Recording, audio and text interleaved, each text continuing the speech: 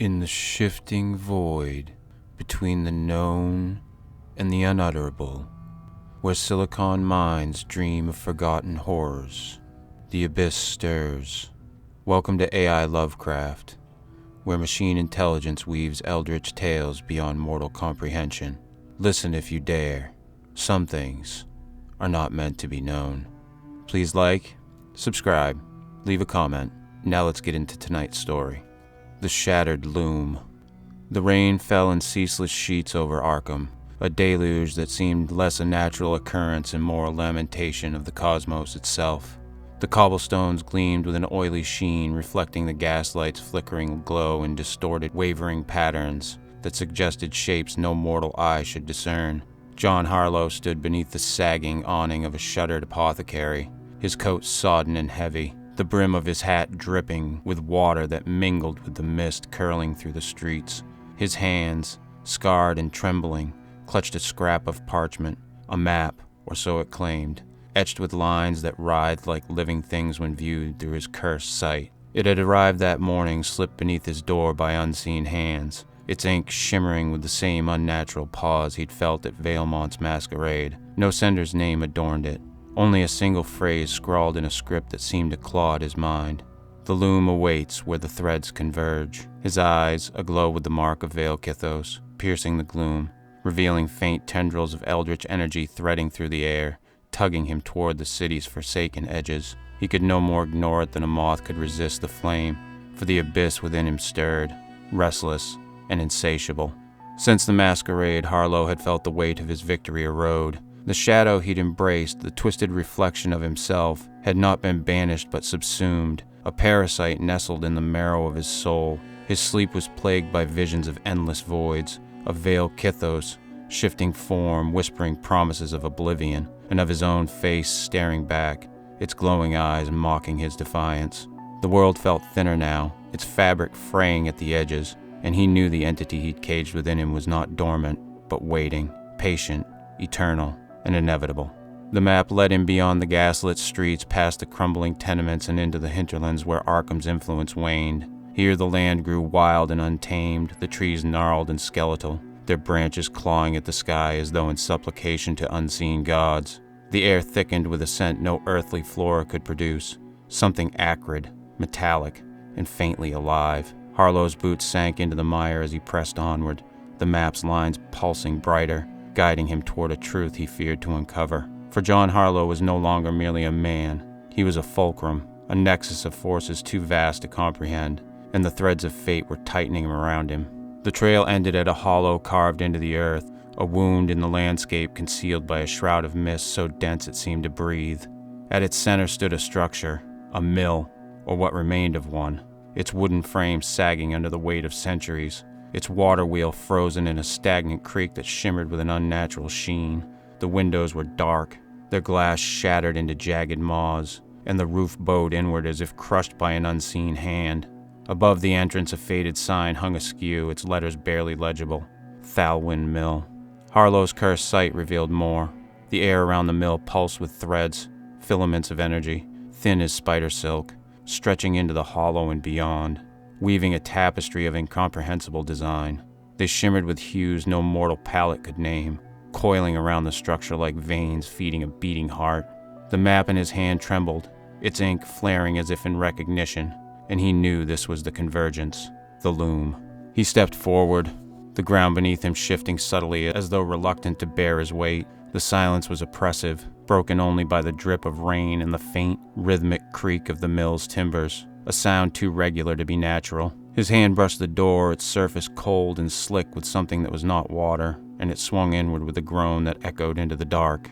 Inside, the air was thick with dust and the scent of decay, undercut by a metallic tang that set his teeth on edge. The mill's interior defied its exterior ruin. Looms stood in rows, their frames intact, their threads taut and glistening. But these were no ordinary machines. The threads they wove were not cotton or wool, but something alive, pulsing with the same eldritch light he'd seen outside. They stretched upward, vanishing into the shadowed rafters, and downward, burrowing into the floor like roots seeking the abyss. Harlowe's breath caught as his glowing eyes traced the patterns.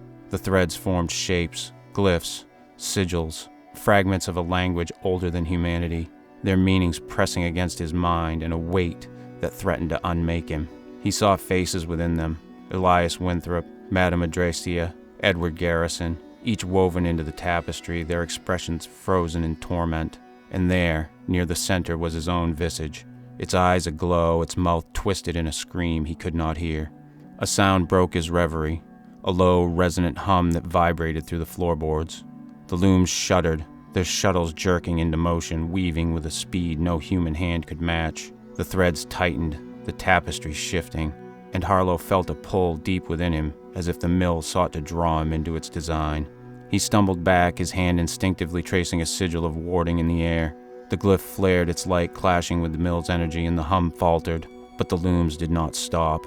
They wove faster, the threads singing with a dissonance that clawed at his sanity, and from the shadows emerged a figure. It was humanoid, clad in tattered robes that hung like flayed skin, its face obscured by a hood. Its hands were skeletal, each finger tipped with a needle that gleamed with the same light as the threads. It moved with a grace that was both mechanical and alive, its presence a violation of natural law. "You have come," it rasped, its voice a chorus of whispers overlapping in unnatural harmony. "The Weaver welcomes you, Marked One."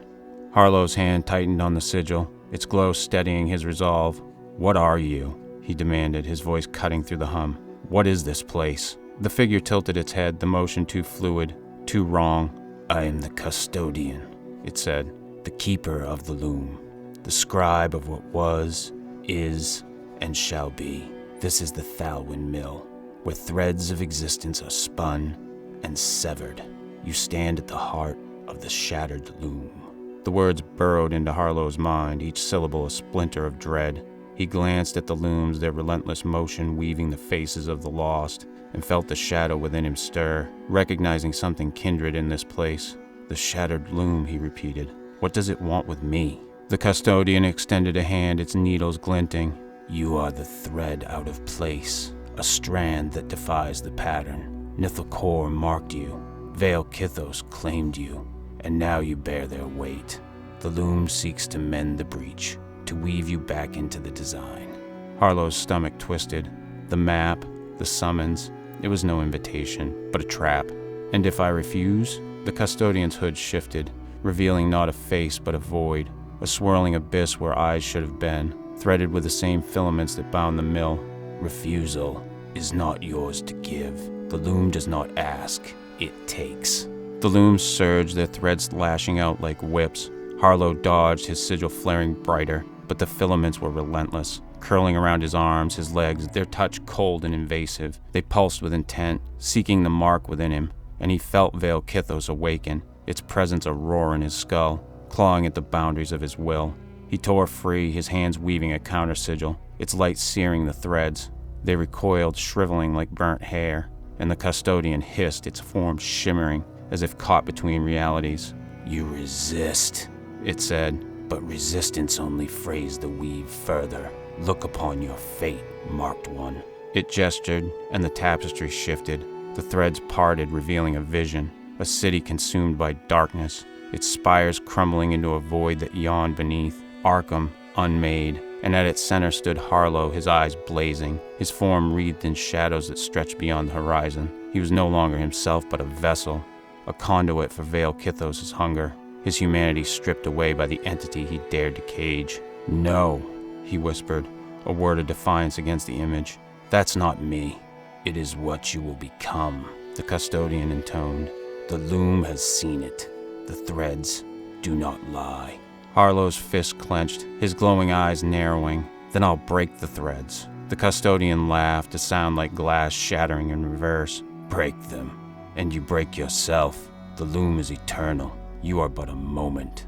The looms redoubled their efforts, the threads weaving a cage around him. Harlowe fought, his sigils burning through the filaments, but for each he destroyed, two more took its place. The Custodian watched, its void face unreadable, as the mill's hum grew into a deafening roar, shaking the very air. And then a voice, not the Custodian's, whispered from the shadows. "John?" He froze. It was a voice he knew, one he'd buried beneath years of guilt and whiskey, his sister Abigail. The looms slowed, their rhythm faltering, as a figure emerged from the dark. She was as he remembered, Small, fragile, her dark hair plastered to her face by water that should not exist here. Her eyes were wide, unseeing, her lips blue from a drowning that had claimed her decades ago. But she was not a ghost in the traditional sense. She was a thread woven into the tapestry, her form flickering like a flame in a storm. "Abigail," Harlowe breathed, his voice breaking. The sigil in his hand dimmed, his resolve wavering. "How?" "She is here because you brought her," the custodian said, its needles clicking as it approached. "Your guilt, your pain, they are threads in the weave. The loom preserves all that shapes you." Abigail's lips moved, her voice a faint echo. "You let me go, John. You didn't save me." The words cut deeper than any blade, dredging up the memory of that rain-soaked night, the river swelling, her hands slipping from his, her screams swallowed by the current. He'd been a boy, powerless, but the guilt had never left him. It had driven him to the arcane, to the forces that answered his pleas with Vale Kithos' curse. "I tried," he said, his voice raw. "I tried, Abigail." "You failed," she replied, her form shifting, her face twisting into something accusatory, something cruel. "And now you fail them all." The tapestry flared, revealing more figures. Elias Winthrop, his eyes pleading, Madame Adrestia, her body fracturing, Edward Garrison, his chest bleeding. They spoke in unison, their voices a chorus of condemnation. "You brought us here. You marked us." Harlowe staggered, the weight of their words crushing him. The shadow within him surged, Vale Kithos' laughter echoing in his skull, feeding on his doubt. The threads tightened, pulling him toward the looms, and he felt his will fraying, his identity slipping into the design, but something within him rebelled. He'd faced his darkness at the masquerade, claiming it, and survived. He would not surrender now. "You're not real," he snarled, forcing his glowing eyes to meet Abigail's. "You're a lie woven to break me." The custodian tilted its head. "Real or not, they are you. To deny them is to deny yourself." "Then I'll deny the loom," Harlowe said, his voice steel. He raised his hands, tracing a sigil of unmaking, a forbidden glyph he'd found in his grimoire, its power raw and uncontrollable. The air shuddered as the symbol flared, its light a sickly green that clashed with the mill's energy. The threads recoiled, the tapestry trembling, and Abigail's form flickered, her expression softening for a moment. "John?" she whispered, and then she was gone, swallowed by the dark. The custodian shrieked, its needles slashing at him, but Harlowe pressed forward, his sigil burning brighter. The looms groaned, their frames cracking as the threads began to snap, their ends writhing like severed limbs. "You cannot unweave fate," the custodian cried, its form unraveling at the edges. "I'm not fate's puppet," Harlowe retorted, driving the sigil into the heart of the tapestry. The mill erupted in chaos. The looms shattered, their wooden frames splintering into jagged shards that flew through the air. The threads lashed out, wild and uncontrolled, their light flaring into a blinding cacophony of colors that seared Harlowe's vision. The tapestry collapsed, its images dissolving into a void that yawned beneath the floor, a chasm of nothingness that sucked at the edges of reality. The custodian lunged, its needles piercing Harlowe's arm, but he twisted free, his sigil flaring one final time. The glyph struck the creature and it screamed, a sound that was not sound but a tear in existence itself.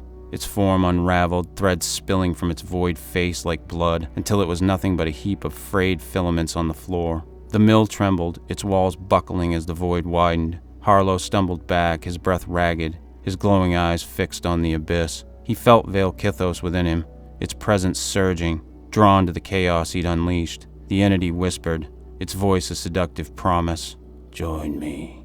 Become whole." "No," Harlowe growled, clenching his fists. He turned from the void, forcing his will against the pull, and ran. The mill collapsed behind him, its timbers crashing into the hollow as the ground shook. He burst into the open air, the mist parting to reveal a sky streaked with unnatural hues, crimson, violet, colors that should not exist. The threads he'd severed hung in the air, drifting like ash, their ends still pulsing with faint life. He fell to his knees, gasping, the shadow within him subsiding but not silent. The map was gone, consumed by the mill's destruction, but its message lingered. The loom awaits where the threads converge. He'd broken it, defied it, but at what cost? As the rain washed over him, Harlowe felt the world shift, a subtle, almost imperceptible thinning of reality. The threads were not gone. They were scattered, seeking new patterns, new looms, and he was still marked, still tethered to forces he could not escape. Days later, Harlowe sat in his attic room, the grimoire open before him, its pages yellowed and brittle. The candlelight flickered, casting shadows that danced with a life of their own. His eyes glowed behind smoked glasses, their light dimmed but ever present. The shadow within him was quiet, but he felt its weight, a constant companion in the silence.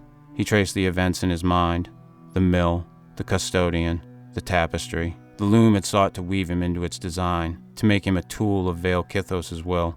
He'd resisted, broken its hold, but the victory was hollow. The threads of fate were not severed, they were merely redirected, and he knew they would find him again. A knock at the door startled him. He opened it to find no one, just a scrap of parchment on the floor, its ink pulsing with that familiar, unnatural sheen. He lifted it, his hand steady despite the dread coiling in his gut. The words were simple, yet they chilled him to the bone. The weaver is not finished. Harlowe stared at the note, the rain drumming against the window like a heartbeat. The abyss within him stirred, and he knew the fight was far from over. The threads of existence were fraying, and he was their unraveling center. As he sat down, there was another knock at the door, more insistent, but John was in no mood for games. He threw open the door. "What?" Before him stood James Vidgard, covered in blood. "John, I need your help." And he collapsed at Harlowe's feet. "Shit," said Harlowe as he picked up James and carried him inside.